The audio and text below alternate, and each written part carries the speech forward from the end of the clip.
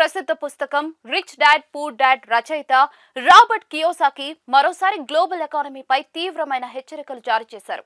రాబోయే రోజులు చాలా కఠినంగా ఉండబోతున్నాయని, ప్రపంచం మొత్తం కూడా ఒక డెట్ ట్రాప్ అంటే రుణ ఉచ్చులో చిక్కుకుంటుందని ఆయన హెచ్చరించారు.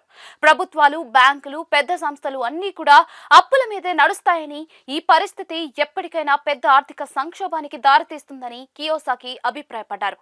డాలర్, రూపాయి లాంటి ప్రభుత్వాలు నిర్వహించే కరెన్సీలు క్రమంగా తమ విలువను కోల్పోతాయని కియోసాకి హెచ్చరించారు.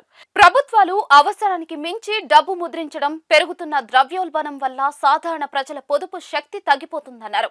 నేడు బ్యాంకుల్లో ఉన్న డబ్బుకు విలువ ఉన్నట్టుగా కనిపించినా కూడా భవిష్యత్తులో అదే డబ్బు కొనుగోలు శక్తి గణనీయంగా తగ్గే ప్రమాదం ఉందని తెలిపారు.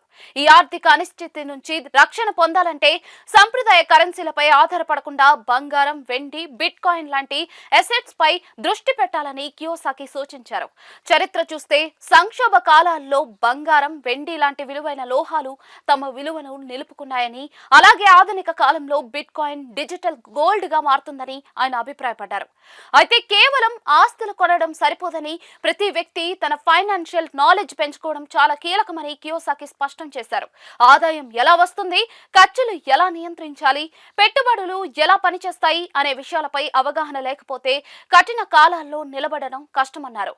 స్కూల్స్ మనకు డబ్బు ఎలా వస్తుందో నేర్పవు, మనమే నేర్చుకోవాలి అని ఆయన పిలుపునిచ్చారు.